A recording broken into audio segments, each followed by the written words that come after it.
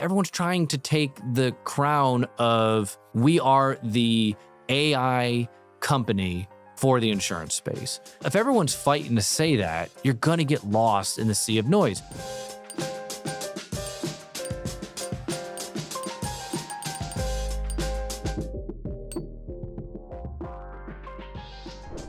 Welcome back, everyone, to the Insurance Growth Lab.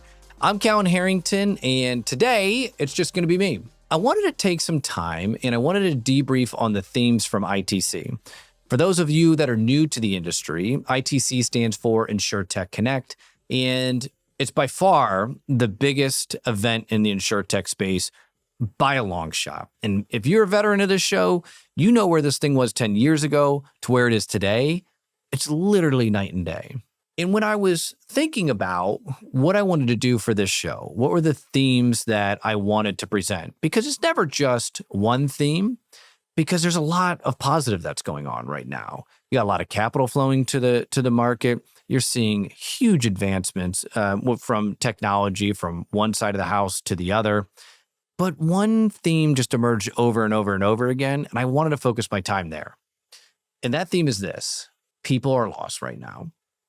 I know that sounds like a very draconian, a very aggressive statement. So I'm going to back that up a little bit.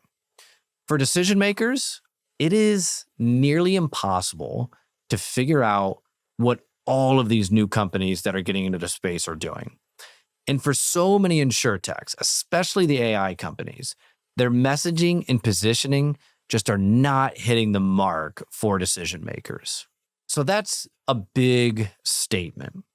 And I don't want that to get lost in the positive, but I feel like this provides the absolute biggest opportunity if you're an insurtech company right now.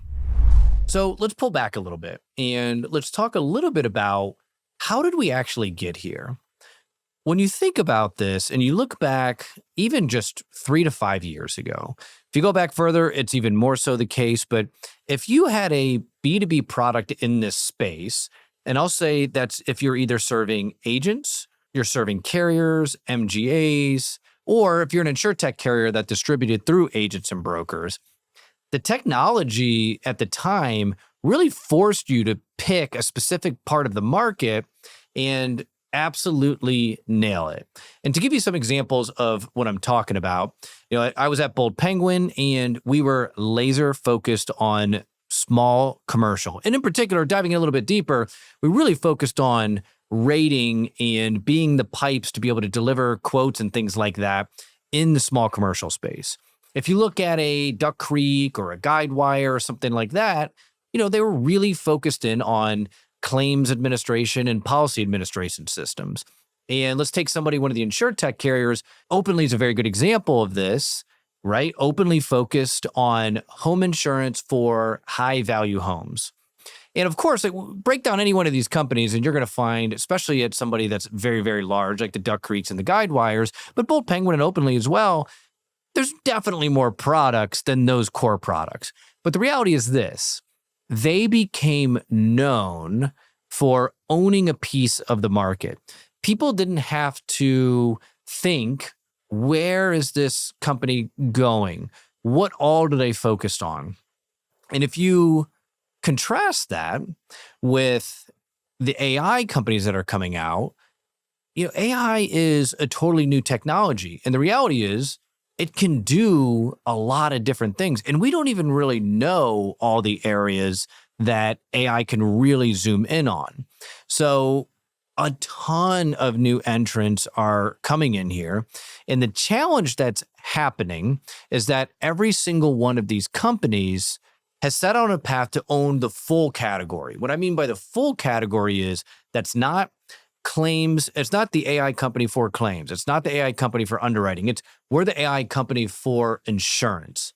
Well, that's a big, and I'm not saying there's not any companies that aren't saying we're the AI company for claims, but I would even argue that's too broad, right? What is it that you specifically focus on within each one of those different functions, within each one of those different silos?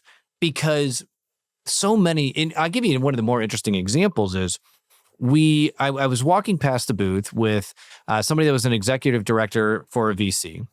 And I was asking, it's like, how do you separate all of these different AI companies? So you've got, if you think about who's seeing more of these than anybody, it's the venture capitalists within the space. So how do you separate one AI company from another? And of course, you're going to look at their thesis. You're going to look at all those different things. And he goes, I'm gravitating towards the ones that specifically solve a very specific use case. And that could be anything. That could be type of insurance, whether that's property insurance. That could be a very specific piece, whether that's billing or reconciliation of commissions or whatever that might be. But they've got a very specific thing that they focus on. And he looks to the left and he says to one of these booths, this was arguably the biggest booth that was on the floor. And he looked up at the set of features that they had on the side of the booth. And he said, I couldn't tell you what they do. And I looked up and the reality was, beautiful booth. Like, to be clear, this thing stood out. It was very, very, very well done. But when you looked at the features that they put on the side of it, you can't distinguish that from ChatGPT, let alone tell you what they actually do and where they focus on. Because again, everyone's trying to take the crown of, we are the AI company for the insurance space. Well, if everyone's fighting to say that, you're going to get lost in the sea of noise. And all the features when it comes to automation and things like that and predictability and stuff like that, people are trying to hone in on those different things. And it's really, the reality is it's just sounding the same with everything else. Because again, getting back to that, insurance is an absolute gigantic space. And there's so many different types of technology. I forget exactly. There was a quote the other day, and I can't remember which carrier it was, but they're starting to spend like almost like $1 billion a year on technology. I think everybody would love to have that contract, but they're not going to invest all of that within one contract. They're looking for specialists in those different particular areas.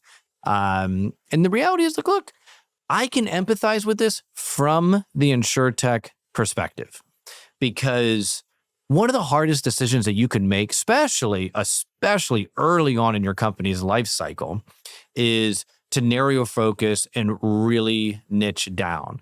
For me personally, this was one of the hardest decisions that I made, just narrowing down to the insurance space. And 80% of my revenue is already coming from the insurance space. And that had been that way since day one. So I feel for you. I know that is so difficult to do. And you're also oftentimes balancing, how are we positioning this with our investors and attracting investors for the next funding round versus how are we positioning ourselves with carriers. But look, one of the big realities now is that having AI is kind of table stakes, right? I think most people, and when I talked to them and I asked them the questions, I asked most of these people the same questions of what were the biggest themes that you picked up on at the conference? And of course, AI was overwhelmingly number one. And then the quick follow-up is that it's like, it is AI, but it's also, again, I don't really know what these insurtechs do. So that's why, as hard as a decision that is, I would highly recommend diving in and going more narrow. And I'll circle back to that here in a minute. But so the answer is, why is this an actual problem, right? And what is starting to happen as a result of this? So the problem statement is decision makers have no clue what all these insurtechs actually do. What follows that problem? Well, one, they're getting fatigued by all of the options. So if somebody's getting fatigued by all the options, they're probably not going to look at all the options. That can become a really big problem. So if you can't stand out, they're not even going to look at you. So you're literally dead on arrival. The second thing that is happening is because they're so fatigued, they are turning to curators that know about all of these products. I had talked about this in a previous episode, but as more companies jump into the space, there is a critical role that is being played in curating all of these products, curating and educating the market on them. as AI leads to more content and AI brings more products into the space, I think that this curation role is going to be one of the most critical roles in helping people at these different companies make these decisions. And right now, this role is really being filled by the consultants. I heard from multiple people that as a follow-up to saying, there's so many different companies, we're overwhelmed by all the different companies. And then they'd followed up with saying, we're leaning on our consultants as a result. And that doesn't surprise me. We talked about in a previous episode, the rise in partnership marketing. This is an absolutely perfect example of that. And I'll give you one of the examples. So how is this actually being played out? I overheard one of these decision makers say, we have a consultant, and that consultant is taking members from their team, and they're bringing us to each of the booths and educating us on what that company does. And how does that fit in my specific situation? Personally, arguably one of the best ideas that I've heard in a while. I think this is an excellent idea. It provides a great experience to their customer, and it adds a ton of value. Now, as you can imagine, if you're an Insurtech company, what's the obvious problem there? The obvious problem is if that consultant doesn't have a relationship with you and doesn't know what you do, just because they have a relationship with you doesn't mean that they're still not going to educate their client on that. I think that would be too far. But if they don't know who you are and what you do, and you don't make it easy for them to figure that out as well, you're going to miss out on a big opportunity. And one of the beauties about working with consultancies is, from the vendor perspective, from the Insurtech perspective, is if they bring you on, those deals are usually much, much, much, much larger than you would get on your own, because they're used to working, especially if you look at the biggest consultants, your Accentures of the world, Deloitte's of the world, they're going in there and they're making multi-million-dollar technology decisions, partnering with these companies all the time. So for them to come in and you've built credibility, you've built validity in what you're doing with these consultants, those channel partnerships are gold mines. But the flip side is also there. If your technology can't keep pace with the big tech that's out there, when I say the big tech, I mean the ChatGPTs, the co-pilots, those different things where these carriers are building this internally, the consultants I don't think they really care who they go with. Meaning, like, if they can build all that out for them in ChatGPT, they'll probably do it. If they can get somebody that solves something better than what can be built out with ChatGPT and help them implement that within their systems and everything else, they'll probably follow that. It's probably for a while here going to be the path of least resistance. So that's where they're going. Now the question becomes, is it better to go direct to a carrier and work with them, or a broker, whomever that might be, or is it better to work through a consultant? That's a good question. You obviously have a lot more risk in my opinion, going through a consultant than you do going direct. But again, you may not even get in the door right now. If your messaging isn't on point and you don't have a good relationship with a consultant, then the odds of you even getting in the door, in my opinion, are going to be super, super, super slim. So, said a lot right there. And you're probably thinking, if I'm sitting in this position, what are some things that I can actually do? So I'm going to provide a couple of different areas here, and I might go deeper on these within another episode, but all is not lost. We're in the early days of this. So there's a lot of things that you can do. First thing I'm going to call out is be careful about just pushing features, because as much as we don't want to admit it, things right now are fairly commoditized, because AI is the backbone of almost everything that so many of these different companies are doing. So if you're just pushing features, even though internally, and you might even be different, let's just call it what it is, you might even be different than your competition, but you're just not going to sound that different from the viewpoint of these people that are actually buying these products. So you could have the best product in the world, and you could say we've got the best thing, and we handle all these different pieces, but just call what it is. If your messaging misses the mark, you're not going to even get through. And that sucks, because you want the best products oftentimes to win when they have the best people along with them. Not to say that all of the best people work for the best products, but you get the gist of what I'm saying here. So that's the first one. The first one is, you work in more use cases, work in more, like get more specific on what I'm saying, which I'll segue that into is dive into the details, right? This isn't something that I would always actually typically recommend, but the more specific that you can get, the more you could talk about the actual work that you're doing.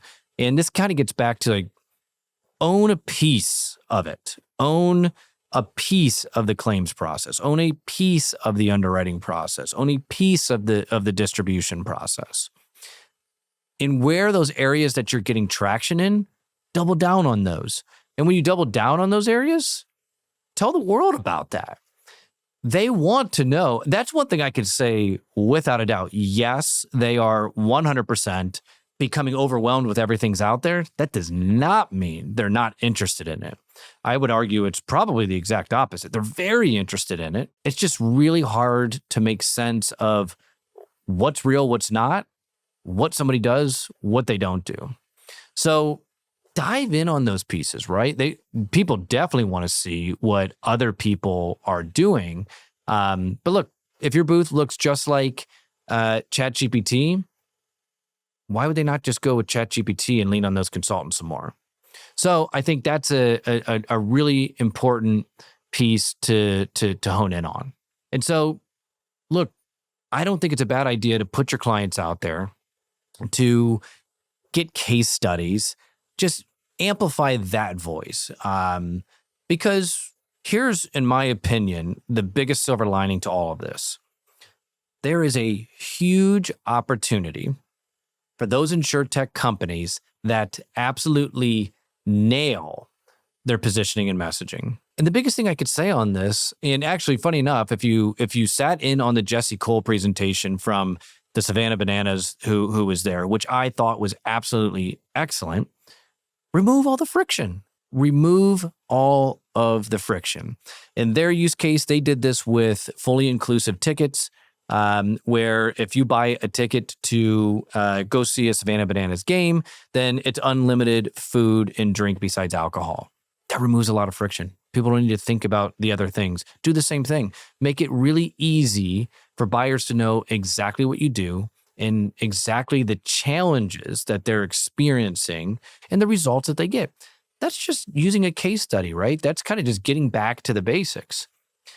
And look, as I mentioned again, I know that's hard to do. I know that's a really, really, really tough decision to make, because anytime you niche down, you feel like you give up all of the other side of the market. If I do this, I'm saying no to that. And you know what? The reality is, in the early days, that's correct. You will be really focusing in on that. But you start to get people coming to you. You do cross-sell and upsell with your current clients. And then you find yourself growing beyond just this initial niche. But to get really quick traction and to make some real strides, owning a segment of that market, I think, is so important. And the last thing I'll say is, and I talked about this already, but lean into partnership-led growth. Mentioned this on the past episode, talked about it earlier in this episode. I just think that those curators, and this isn't always going to be in the form of consultants. This could be consultants. Honestly, I think influencers that are very credible and do a very good job of sifting through all this information and not just having AI do everything. Doesn't mean they won't use AI to support it, but those different types that are out there, those partners that you're working with that know this ecosystem, are just going to be more important to that end buyer. So building relationships with those people, those companies, things like that, I just think are going to be so important. And so I'm going to wrap this up with, even though there's a ton of confusion, this was arguably one of the most exciting ITCs I've personally been to. Capital's back, right? Like fundraising rounds are happening, and they're not small fundraising rounds, right? I don't know that we're back to 2020 and 2021, but it's definitely this is the most that I've seen it since that point. And there's just a buzz that's back that honestly it kind of felt like it went away for a little bit. But man, does that feel like that's back in a strong way. And here's the reality. Whenever a new technology hits the market, everybody tries to figure it out. And so this will get ironed out, right? We're trying to figure out what even all can this technology do? And that's both what all as an insurtech can we build to solve problems? If I'm in a carrier or a broker, what can I use it for to solve my problems? We're all figuring this out. So the fact that there's confusion is a very, very, very unnatural thing. So I'm going to double down on a previous statement.